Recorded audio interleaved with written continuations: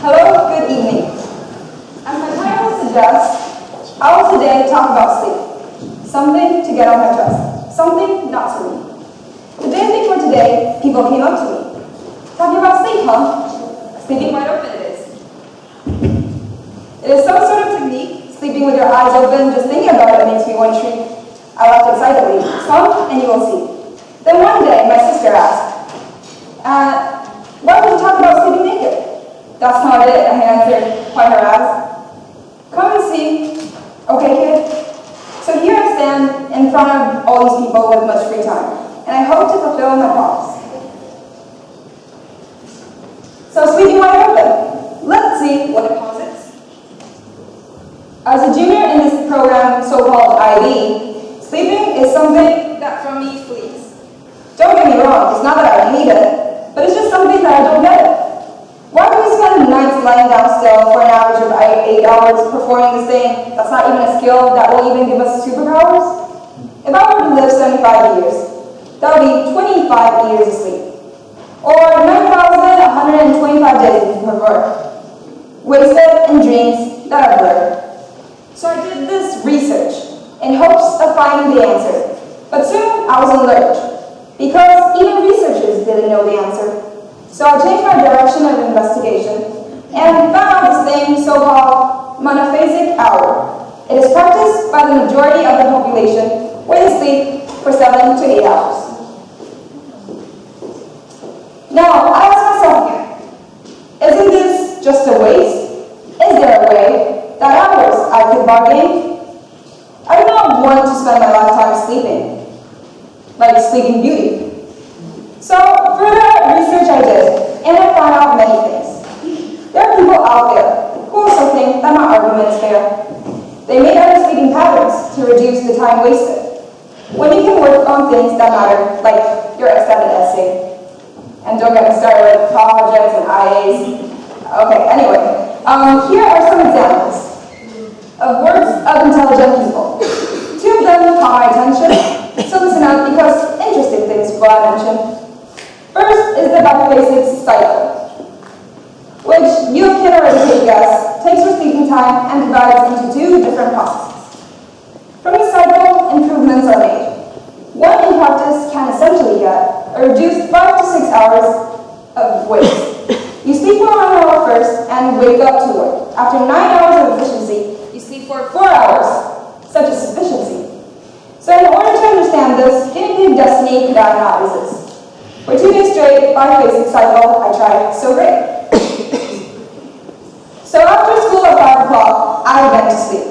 In the first 10 minutes, all I did was count white sheeps. It's not easy to fall asleep, but somehow I managed surprisingly. And after the first hours, I proceeded to study quite maniacally. I took some 9 hours, until 3 o'clock stroke. Immediately and quite desperately, I climbed out of bed, thinking that this was quite a practical joke. Morning came by, and I woke up at 7. After my first day, things seemed quite normal, so I thought that maybe the effects were delayed. So for the second day, I did the same thing. In the end, small things had changed. I finished my work with energy exchange. I felt tired and heavy, and my headache was deadly. Seemed like this wasn't a cycle for me to handle. So I researched another cycle, extending my investigation. I took a step further, and none of the cycle I will mention, because I wanted to maximize the hours used to work on my studies with willpower, without having to suffer the pain that constantly rings inside my brain. The second one is called every man cycle, where one sleeps a total of 4 to 5 hours. It's hard to explain this, but the point is, a person would take 20 minutes naps in intervals. And with 3 hours sleep, 1 day sleep is then complete. A total of 4 hours of sleep, meaning extra 28 hours per week, meaning extra 5 days per month, meaning extra 2 months per year, meaning extra 3.3 years to life. Well, how tempting it is. It's never too late to start now, so guinea pig was I again. Here is a chart how I experienced the 2 days straight. I start with my naps in 160-minute gaps. One starts at 5, the other at 8, and the very last one at 11 awaits.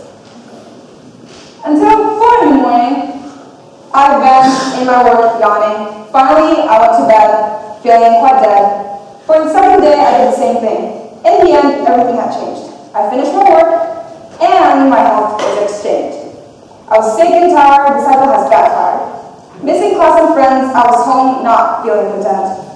Then I said, none of these cycles work. What a waste of time and hard work. My immune system is down. Now illness is looking at me and thinking that I'm a clown. Though my results proven the cycles to be failure, I learned an important lesson.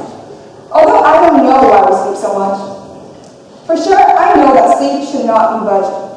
Sleep is programmed in us. Sleep is something we all need. Although work is important, in the end, we are humans. We are not robots working in constant. Sleeping wide open is something that I would like you to do. Sleeping with you knowing that the hours spent were worth it. Sleeping wide open means accepting sleep itself. Have your mind, body, heart open, and enjoy sleep in every moment. I'm trying to say this and trying to do this, but it's not easy, especially when I do that's crazy. But I hope that you can do this. Thank you and sleep well tonight.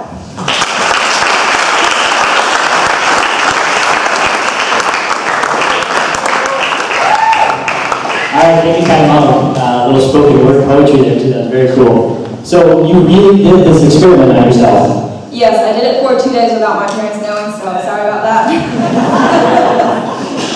Sleeping 20-minute naps and then only 3 hours at one night. Exactly, it was really hard. I had like 2 alarm clocks going off, but I just wouldn't like move. I wouldn't like open my eyes. So in the end, it's something that it was really interesting investigating it, but I would totally not recommend. All right, thank you, Tai meng, and I hope you can sleep tonight.